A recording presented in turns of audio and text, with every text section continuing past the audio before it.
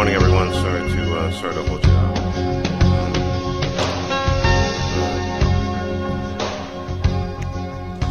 A couple announcements to make this morning, or a couple issues that I'll seek to address. The first of which is related to there's been a lot of discussion over the past couple months, and certainly since the budget was introduced, I guess back in March, about the prospect of having a homestead exemption in Philadelphia for the first time.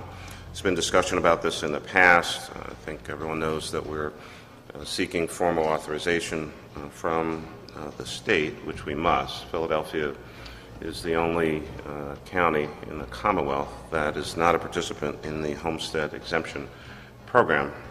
That dates back to sometime in 1998. And so we're seeking to be a part of such a program, have the authorization, and then legislatively create such a program here in Philadelphia. And there's legislation pending about that. And I'll get into the details as to why we're making this particular announcement today, but an announcement nonetheless. I think, as everyone knows, that notwithstanding even some of these harsh economic times, home ownership is still a major part of the American dream. Many, many people still want to buy a home, live in it, raise their families, and help stabilize communities all across this great city. And we want to make sure that Philadelphians also have the opportunity to take advantage of potential real estate tax relief, which will make home ownership a little easier for many residents and homeowners in Philadelphia. This relief is currently available, as I mentioned, in every other county in the Commonwealth of Pennsylvania. And there is a bill pending in Harrisburg that will make that relief available in Philadelphia. I've offered legislation to City Council through the budget process, asking them to approve an exemption that is at least at the $15,000 level. There are discussions going on that may, in fact, raise that number, but we wanted to start somewhere and start at a decent number. And what that really means is that the taxable assessment portion of a homeowner's property would be reduced by at least $15,000. And so let me give a very, very simple example.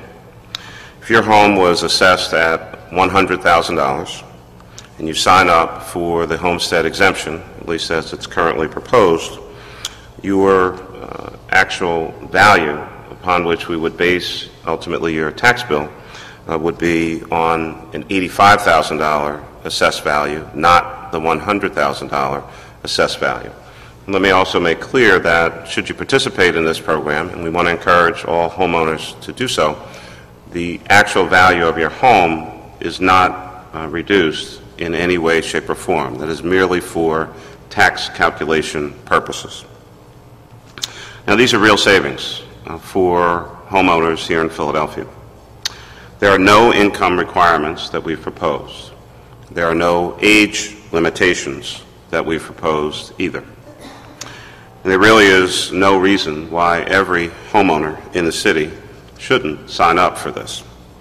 You just need to own and live in your home that you're applying for this relief for in the first place. And so if, for example, your home is also a business and you manage a store on the first floor and live on the second floor, you are still eligible and will receive the homestead exemption for the portion of the property that you live in. Now, if it is a rental home, a vacation home, or not your primary residence, that particular property is not eligible to receive the homestead exemption. This legislation is a great opportunity for all Philadelphians to realize some real estate property tax relief, but you need to sign up now. The enrollment period will begin today, June 1st, and extend through July 31st. That is 60 days. And after that time, unfortunately for this year, it will be too late to enroll. Your exemption would then be reflected in the assessment notice that you will receive later on this year in the fall. If you want to sign up right now, and I was on the city's website this morning, it is big and quite visible on the front page of the city's website at www.phila.gov. It is on the front page. You cannot miss it. Soon the city will be mailing applications to homeowners later on this month. It's an estimated over 500,000 mailings will go out later on this month to homeowners in Philadelphia. I want to stress again that I encourage all homeowners to apply for this exemption. It's open to everyone, regardless of age or income, and it is in fact tax relief for Philadelphians. Homeownership is an integral part, as I mentioned earlier, of the American dream. We want to make that dream not only a reality, but make it even easier to own a home in Philadelphia. And so out of this we say own, apply, and save. Just one brief additional message. Some in the media or others may wonder why we're announcing this today. There are a number of reasons. One, we wanted to provide as much notice and opportunity for citizens to apply as possible. Second, we're driven by some dates and timing that one is statutorily set, and two is a function of how do you get these notices out in a relatively short period of time to over 500,000 homeowners. So let's start with the first date and then walk ourselves back, and you'll see why we're starting today. We are required by state law to send out any change of assessment notices to homeowners and property owners at least 10 days before October 1st. And so that takes you to the date of September 21st. This is the date by which we must get out in the mail and have received any change of assessment notice by property owners. On September 7th, which is 2 weeks before September 21st, we need to send data to mail those change assessment notices to the printer. The printer needs a minimum of 2 weeks from receiving that data file to then get the letters personalized, printed, the correct information in those letters, and we estimate that we'll be mailing upwards of 550,000 letters that need to be sent out during that 2-week period of time. In order to be able to do that, we then back up to August 7th, which is a month, of course, before September 7th. The Office of Property Assessment's computer system needs to go into what we call a lockdown process in order to make sure that they process all the values and incorporate the applications from the Homestead Exemption so that they give the proper calculation to those homeowners and that their assessment notice that they receive in September is correct. And they need about a month to do that work. And so therefore, we need a filing date of July 31st, which is 1 week before August 7th, in order for those applications to all be received.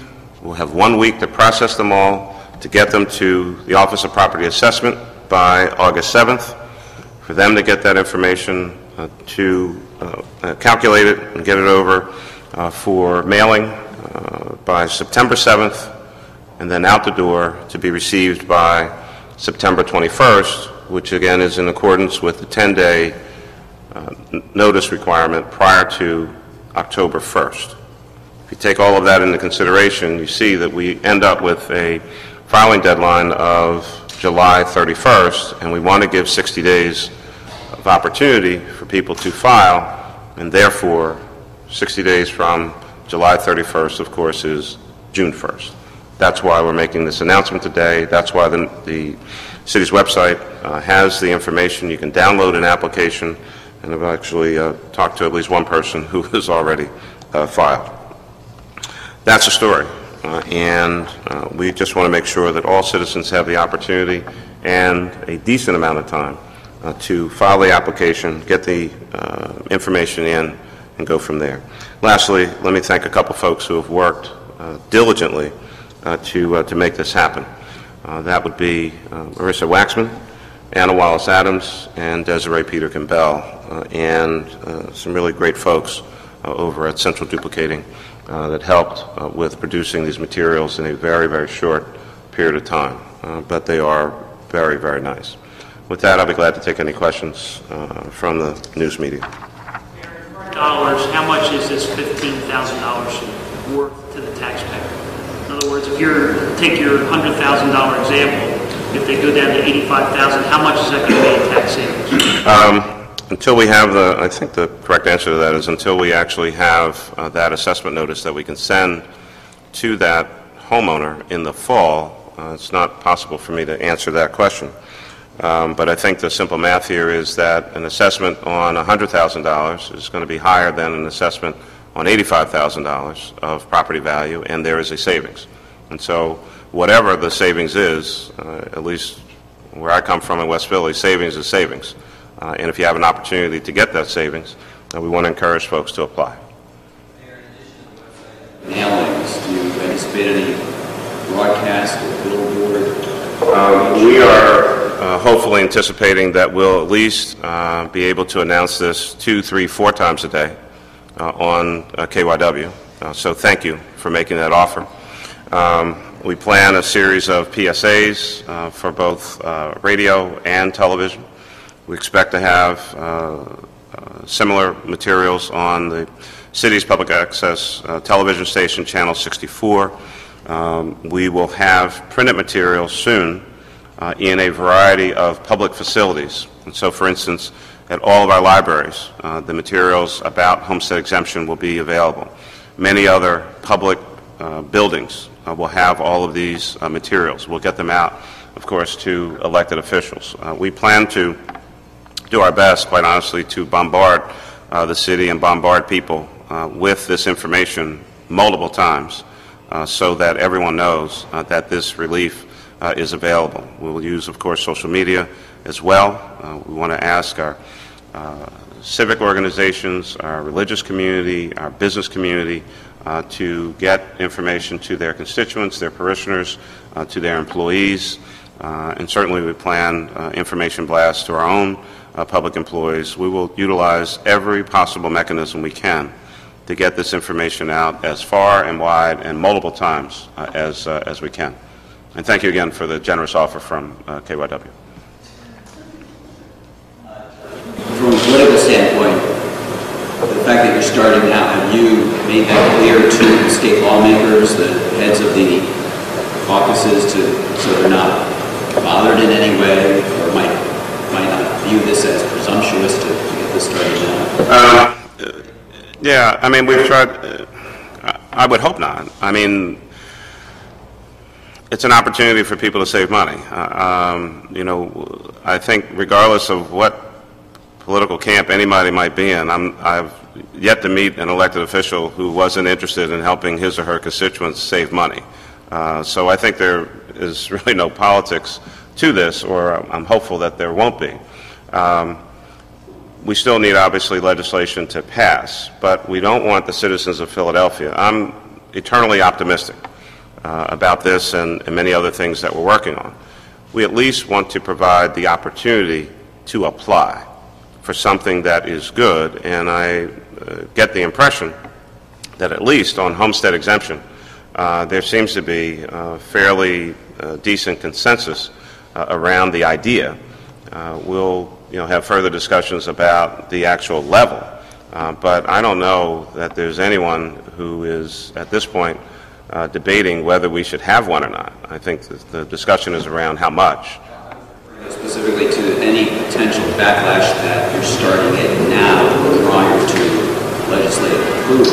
Yeah, no, I mean, I understand the question. I would hope not, and again, when you walk through that timeline that I laid out, I mean, it's the only reason that we're starting now is because we want to make sure that should things happen in a positive way in terms of the legislation, whether here on the ground or in Harrisburg, that we took every possible step we could to make sure that Philadelphians had that opportunity. And I would hope that folks would really understand that. And the only qualification for this is that it be your primary residence. Primary residence, yes.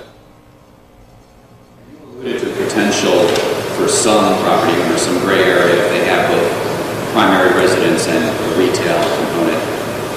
How is that adjudicated? Well, if it is your primary residence, but say, for instance, it's kind of what we might call in Philly kind of a classic storefront property. So you've got maybe a mixed-use property, commercial on the ground floor, residential on the second floor.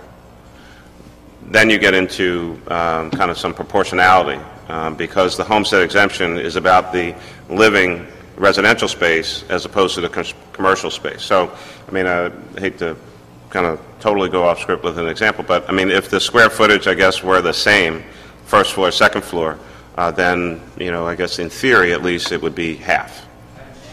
But if a person in that situation simply stipulates that 100% of the property is their residence, and in effect, you know, kind of fudges it, how does the city... Are you saying, you mean lying?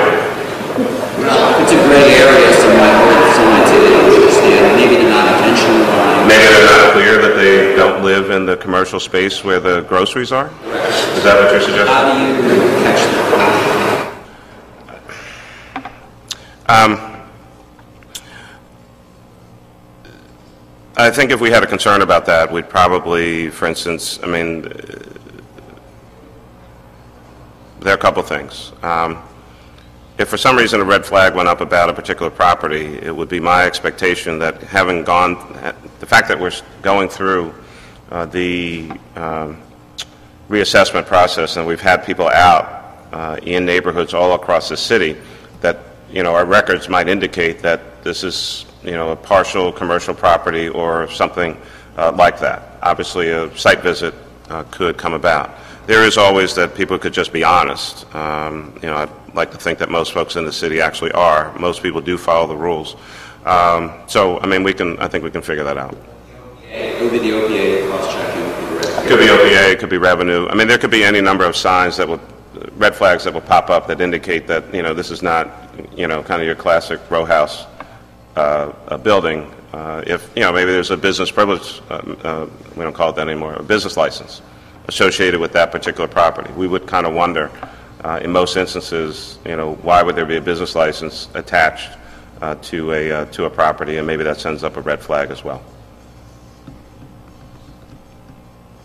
Are you trying to anticipate a problem that you might be running into personally? Just being skeptical. Yeah. I understand that you're checking. Can you characterize, now on June 1st, the prospects for legislative approval, not just of the homestead, but the other bill that recently made? Well, Mike, I think you probably already know the answer to this question. You know, I've lived my life in such a way as to never predict, even when I was in the legislative body, never made any predictions about what might happen.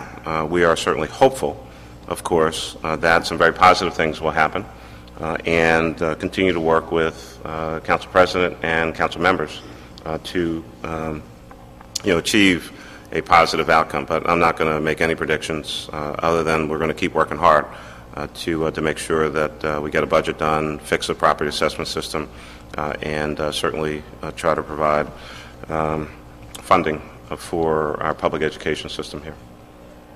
Any other questions?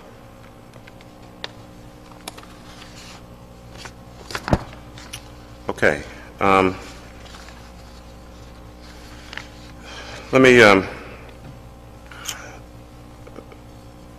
make some additional remarks with regard to activities yesterday, or I guess last night, related to schools and action taken by the district and ultimately the SRC last evening. Let me first and foremost thank the SRC for their dedication, their commitment, their diligence, openness, and ultimately their hard work in making some very, very tough decisions in adopting the FY 12-13 budget last night. I think it's fairly accurate to say, and at least starting with myself, that nobody really liked the budget that was passed yesterday. It is not a particularly great budget for kids and public school students, but it is a budget that is reflective of the current fiscal state of affairs at the school district, and it represents what has been called for, which is a shared sacrifice by everyone involved in order to financially stabilize the school district and put it on a path that will lead to a system of great schools across the city. There's further evidence that in the coming year, all of us must work together so that we never have to pass or be subject to this kind of budget again. And I want to be very, very clear in my comments about this. This is not a criticism of the SRC. Certainly, we've had the same experience over the last 4 years, and especially 3 to 4 years ago in 2008 and 2009, we had to propose and ultimately pass budgets that we didn't like. There were any number of actions that I had to take that I was not particularly proud of. But cuts nonetheless had to be made. Strong steps needed to be taken in order to stabilize the city's finances, and to some extent we are benefiting today as a result of very, very tough and strong actions that we took a number of years ago. And unfortunately, the same circumstance has come to the school district. But let's talk about some of the things in a more positive way that the SRC and the district did do last night. This budget is also a very clear statement that the School Reform Commission and the district are attempting to protect core educational programs and are, in essence, almost erecting a firewall around key education programs. So let me talk about those. Early education programs, full-day kindergarten, reduced class size from K to 3, as well as CTE programs, all being protected as a result of this budget. In addition, alternative education programs, early English language learner programs, as well as special education programs, all being protected in this budget. The school district is also seeking to protect school budgets, individual school budgets, with the budget that they passed, and trying to protect them from further cuts beyond what has already been cut in the past couple years. Art and music programs will be maintained at current levels with no anticipated further cuts to those programs. Police services and nursing services will be maintained at current levels with no anticipated further cuts. We must protect these school budgets from any further cuts from what the district and our individual schools have already experienced. Again, this is a shared sacrifice. Taxpayers, employees, management. And we still face major challenges to reduce spending. The district is anticipating for next fiscal year still a $218 million budget gap. The SRC made clear that this budget is clearly a transitional spending plan in order to place the district on financially stable ground by 2014. And let's not forget that in the current year, the SRC and the school district cut nearly $400 million from their operations budget and made an additional $300 million in reductions in one-time savings. Of course, as the question was asked earlier, we are working with City Council, the Council President, and the leadership and all the members to try to provide additional funding in the form of $94 million to the school district.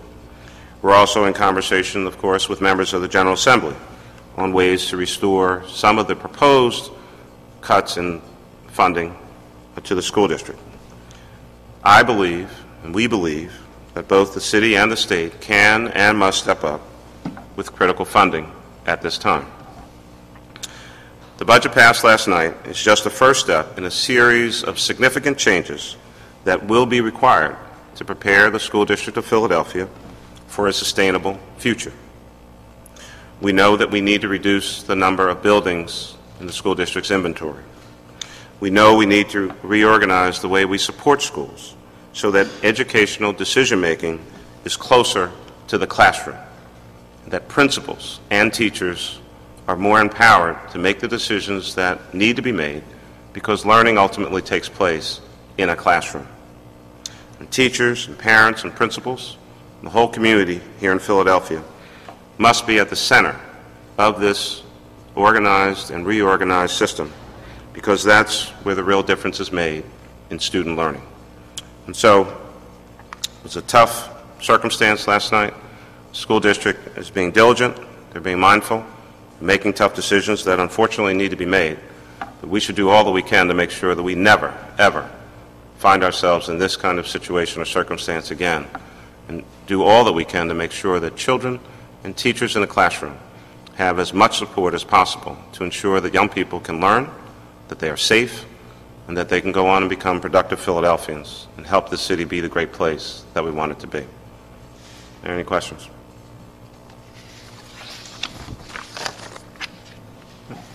Okay. Thank you all very much.